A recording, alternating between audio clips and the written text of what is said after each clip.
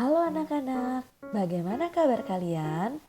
Kembali lagi bersama Ibu Guru Ika.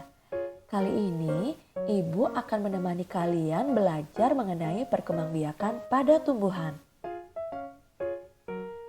Tahukah kalian, salah satu ciri-ciri dari makhluk hidup adalah berkembang biak. Berkembang biak artinya menghasilkan makhluk baru yang sama jenisnya. Makhluk hidup berkembang biak untuk memperbanyak diri agar jenis atau spesiesnya tidak mengalami kepunahan.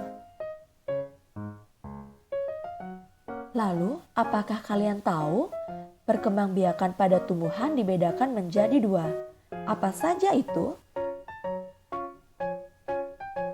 Perkembangbiakan pada tumbuhan dapat dibedakan menjadi dua, yaitu perkembangbiakan secara generatif dan perkembangbiakan secara vegetatif. Di video kali ini kita akan membahas tentang perkembangbiakan generatif pada tumbuhan. Perkembangbiakan generatif merupakan perkembangbiakan yang ditandai dengan adanya peleburan sel kelamin jantan dan sel kelamin betina. Alat perkembangbiakan secara kawin atau generatif pada tumbuhan adalah bunga.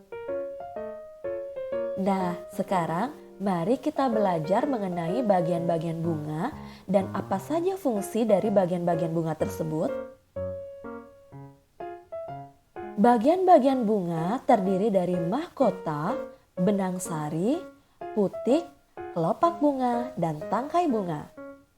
Mahkota bunga berfungsi untuk menarik perhatian serangga, sehingga dapat membantu bunga dalam proses penyerbukan. Yang kedua adalah benang sari. Benang sari berfungsi sebagai alat kelamin jantan pada tumbuhan. Yang ketiga adalah putik. Putik berfungsi sebagai alat kelamin betina pada tumbuhan. Yang keempat adalah kelopak bunga. Kelopak bunga berfungsi untuk melindungi bunga pada saat bunga masih kuncup.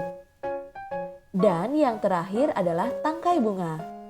Tangkai bunga berfungsi sebagai penyongkong dan sebagai penghubung bunga dengan ranting. Perkembangbiakan secara kawin pada tumbuhan dimulai dengan adanya penyerbukan. Proses penyerbukan pada tumbuhan terjadi di bunga. Penyerbukan ini melibatkan dua bagian bunga, yakni benang sari sebagai alat kelamin jantan dan putik sebagai alat kelamin betina. Nah, apakah kalian tahu ada berapa macam jenis penyerbukan tersebut? Jenis penyerbukan juga dapat digolongkan menjadi 4 macam. Yang pertama yaitu penyerbukan sendiri. Penyerbukan sendiri merupakan peristiwa jatuhnya serbuk sari di kepala putik pada bunga itu sendiri. Yang kedua adalah penyerbukan tetangga. Penyerbukan tetangga ini merupakan peristiwa jatuhnya serbuk sari di kepala putik berasal dari bunga berbeda tetapi masih satu pohon. Dan yang ketiga adalah penyerbukan silang. Penyerbukan silang merupakan peristiwa jatuhnya serbuk sari di kepala putik dari pohon lain namun masih dalam satu jenis. Dan yang terakhir adalah penyerbukan bastar. Penyerbukan bastar ini merupakan peristiwa jatuhnya serbuk sari di kepala putik pada tumbuhan yang berbeda jenis namun genusnya masih sama. Ya, demikianlah penjelasan mengenai perkembangbiakan generatif pada tumbuhan. Sampai jumpa di video selanjutnya ya.